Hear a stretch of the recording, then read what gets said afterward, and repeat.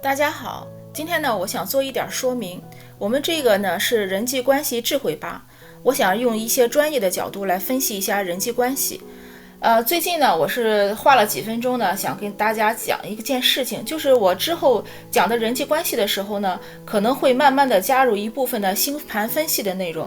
那这是为什么呢？就是这个想法呢，其实不是我突然想出来的，而是我在做咨询、讲人际关系、讲沟通的时候呢，慢慢的发现了一个问题，有些关系呢，它不是光靠沟通技巧、光靠性格测试，其实呢是不太够用的。我平时会说你要好好说话，换位思考，注意表达方式、方法。那这些呢，当然是非常重要的。但是你会发现呢，有些人不管你用什么注意方式，他都不会很舒服。有些人呢，你说的已经很温和了，他还是会防御，还是会反感。后来呢，我慢慢的意识到呢，问题呢不一定是出在你不会沟通，而是呢你可能根本不了解这个人的性格底子是什么样的。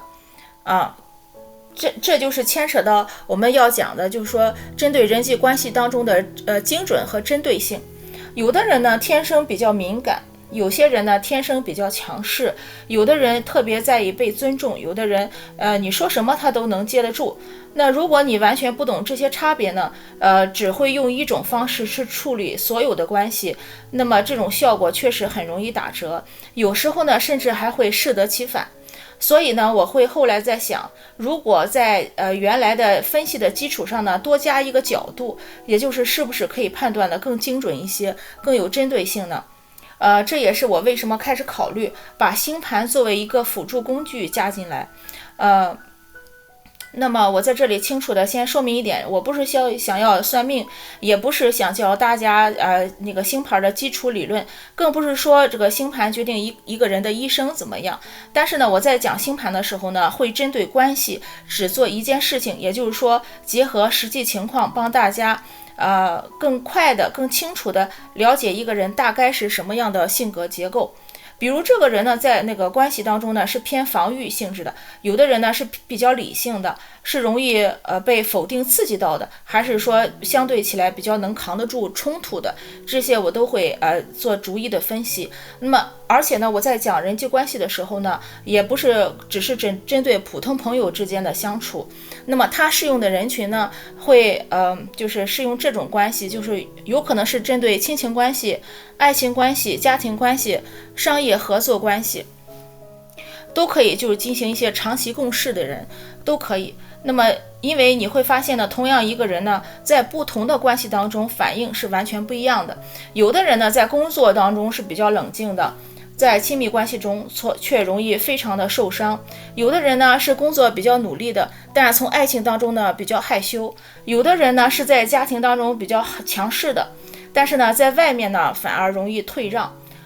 还有一点呢，就是我觉得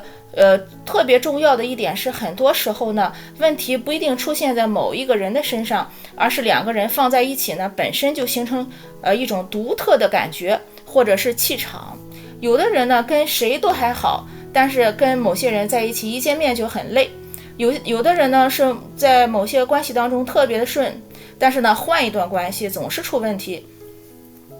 这些呢其实不是简单的对谁错，而是呢两个人在性格结构叠在一起的时候呢，自然的产生的一种结果。所以说我之后会想做的呢，并不是用星盘来取代 MBTI， 也不是说以前讲的沟通方法不重要，而是呢在另外一个维度去把它们综合的再使用。先看一般的就是先看这个人是什么样的性格，再看你们在一起放在一起的时候会发生什么，最后呢就再决定用什么样的方式去相处、去沟通，效果才更加的好。那么我希望这样做呢，能让大家在处理关系的时候少一点反复的碰壁，少一点我已经很努力了，怎么还是不对的困惑。这就是我在之后的人际关系当中会加入星盘分析的这主要的一块原因。好了，如果大家呢喜欢我的频道呢，欢迎继续关注我的频道关系智慧吧，欢迎订阅和关注，欢迎点赞，谢谢。